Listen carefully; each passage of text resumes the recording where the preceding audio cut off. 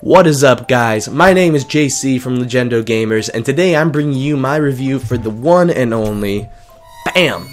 Call of Duty Advanced Warfare. Now, my review is going to be broken up into 4 parts. It's going to have a presentation part talking about the graphics and such. It's going to have a part about the story and campaign, co-op, and multiplayer. So, without further ado, let's get into it. Alright! Listen up! We have our orders. Inserting an LZ Epsilon. Down and dirty just like we taught you. Everybody know what's going on? Everybody know they're going! Hoorah! Everybody ready? Hoorah! Let's do this! Mitchell! Hines! Lead out! Let's get it done. North Korea was invading Seoul. We had to push him back. This wasn't just a mission. It was an initiation. Call of Duty has always been known for its big blockbuster action sequences, as well as always running at a silky smooth 60 frames per second frame rate. And when it comes to these two aspects, Sledgehammer Games has done it no problem. But not only that, Sledgehammer Games has also brought the franchise into the next generation truly for the first time. Even though Call of Duty Ghosts claimed to be the first next-gen Call of Duty, it was clearly just a port, slightly up-res, but still a port of the PS3 and Xbox 360 version, whereas Advanced Warfare looks right at home in the next-generation consoles and is just gorgeous. It can even be compared graphically to games like Battlefield 4 and Killzone Shadowfall, which when they first launched were some of the most prettiest and amazing looking games you could see on the next-gen consoles. But enough of all that graphic stuff, mumbo jumbo, it doesn't really matter. Let's get into what most people actually get a game for, which I hope is what you guys get a game for, and that is going to be the gameplay and the story. So without further ado, let's get right into it, shall we? Cue cutscene, reel, movie reel, I don't know, it doesn't matter. It's a single source. Has the intel been verified? The intel is good. Hades is meeting with his financial backers in Santorini 24 hours from now. Mr. Irons, the protocols for mounting an assault... This man is responsible for 50,000 deaths, General. We are going in. An operation on foreign sovereign soil, it would be an act of war without congressional approval. Atlas is an internationally registered private company. We don't need Congress. Gentlemen, are we operational? We're at the ready, sir. You're the trigger. I want your team on the ground in 6 hours.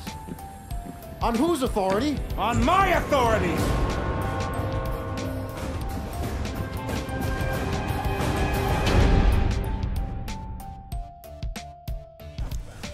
To some people, the story and campaign really doesn't mean anything in a Call of Duty game.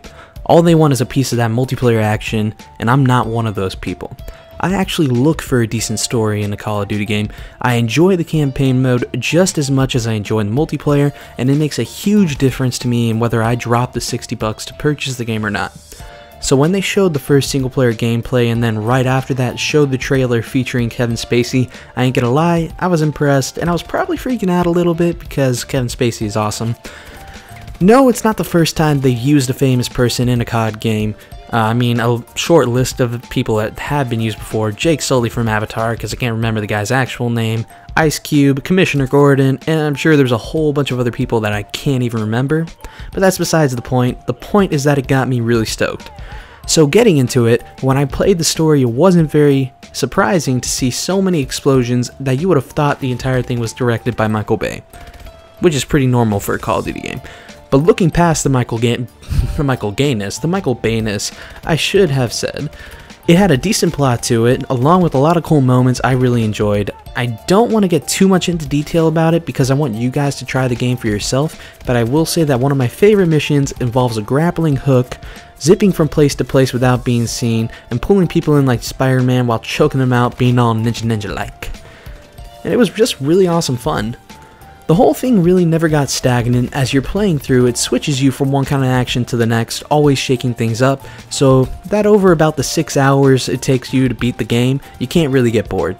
Not to mention Kevin Spacey plays a really good villain, which is really no surprise, very much akin to a futuristic Hitler. Though I will say the story was kinda predictable, but this does not change the fact that it was good, and if I had to place it on a list of where it stands compared to other Call of Duty games I had played, I would say it's tied in third place with Call of Duty Black Ops. The other two ahead of it would be Black Ops 2 and, of course, Call of Duty 4. But that's just my opinion, and it doesn't mean that this game isn't good because it hasn't beat those two, it just kind of shows how good those two were to me. Also, the game does a very good job of setting itself up for a sequel, so don't be surprised in 3 years when Sledgehammer has a go at it again and you see Advanced Warfare 2. Alright, so this part I'm going to keep short and sweet for you guys. The co-op mode, aka Exo Survival, is basically the survival mode for Modern Warfare 3 with exosuits. It's a lot of fun to play with friends, and if you have the time to play it and really sink your teeth into it, you'll probably enjoy it a lot like I did. If you have the patience to keep playing it, you'll eventually unlock a sneak peek into the Zombies mode that is upcoming. Unfortunately, it's retarded that you have to purchase it in future DLC, but it's Activision, so what can you really do about that? That's just how they are. Now, ladies and gentlemen, we go over the multiplayer portion of the review that you have all been waiting for. Yeah, anyways. Sledgehammer Games promised a lot of big changes when it came to the exosuits, and boy, were they right. Now, while the same old good old-fashioned Call of Duty gunplay that we all know and love is still there, the exosuits definitely add a new level of mobility, verticality, and speed never seen before in the series. It is something that is very much welcomed. Also, the fact that they brought back the Pick 10 system, now the Pick 13 system, which was one of my favorite aspects of Call of Duty Black Ops 2, is amazing, and I cannot be happier to see it return. I also hope that it is a returning staple in all future games for the franchise, because like Ghost, if they went back, it just kind of feels like reversing the forward progress that has already been made, I should say. Now, onto the subject of map design. Yeah. When it comes to the maps, I have to say that you can definitely see the verticality aspect I talked about earlier is incorporated into every one of them. And they're all pretty well done, I might add. The only exceptions to me being like some maps like Defenders, but a lot of other people actually really enjoy those maps. But other than that, and maybe Biolab, I think most of the maps are very well done and everybody enjoys them. They're all very well balanced. Moving on past the maps, let me see here what I get.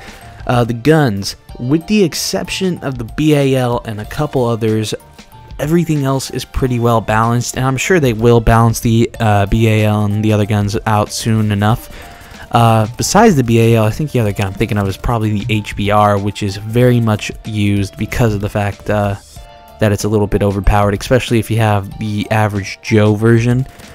I mean, people say it's overpowered, I don't necessarily think it, but that's because I'm using it. So that might explain why. Also, another aspect I would like to discuss while I'm here, that I actually mentioned earlier. You heard me talking about the average Joe variant of the HBR. That is because in this game they have a little thing called supply drops, which are basically going to be like loot crates that you get just for playing the game. That's how I got the... I don't have it on this video. It's another variant of the HBR, but it's basically, it gives you like special versions of the gun as well as special armor and stuff like that that you just unlock, that you can't unlock playing the game normally. You can only get it randomly through one of these supply drops. It's a really cool feature that they added, and it does give you a little bit more, you know, kind of the urge to keep playing. So I'm happy they added it, and the customization of the character, I might add, in the game is pretty in-depth compared to past Call of Duties. A lot more customizing, from the exosuits to the glassware, helmets, masks, anything you can really think of. They also brought back the emblem creator, which I'm very happy, because that was also one of my favorite things about the game. As you'll see on my gun and on my character, if you watch the gameplay, I have like a Philadelphia's Eagle emblem that took me hours to make. And now that I have given you the rundown of pretty much the entire game, from the single player to the multiplayer to the co-op to the whatever other mode, zombie mode. Well, yeah, whenever they bring out a zombie mode, I will definitely do a review on that, because I will be very skeptical. Let's go to the final verdict, shall we? This is the part where I give the review and the game my overall score. One thing I should put in that I totally forgot to mention. The only problem I have with the multiplayer so far. Why is it lagging so bad? It lags so bad, and it's something they can fix. It's been in the past every Call of Duty game, but hopefully they'll fix it soon. Other than that, though, let's get to the final verdict, shall we? Sledgehammer Games promised big with this new Call of Duty, and in my opinion, they delivered. Now, the reason I say this, the exosuits are a huge game changer, and I feel that if I had to play another Call of Duty coming out next year, Treyarch, that I would have a huge issue if it did not have the speed and mobility of this game. Story-wise, the game had a lot of potential, and though it was very good, it could have been even better if they really thought it out a bit more.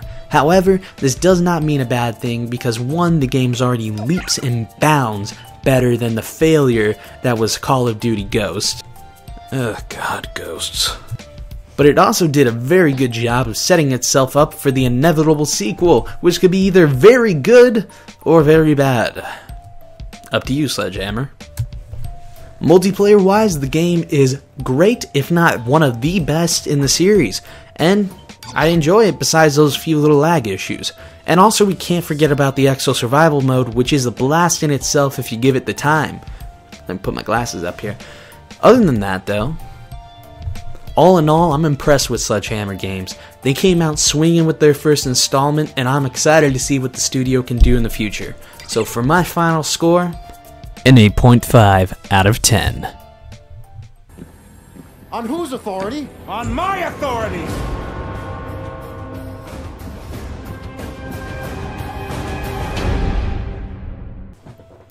Hey guys, thanks for watching. This was my first review, so if you guys do have any issues with it, or comments, concerns, any way I can do it better, let me know in the comment section below. If you want to see more videos like this, then subscribe.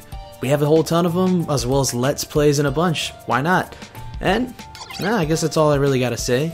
Other than that, guys, thank you for watching, and hope to see you next time on Legendo Gamers. Peace!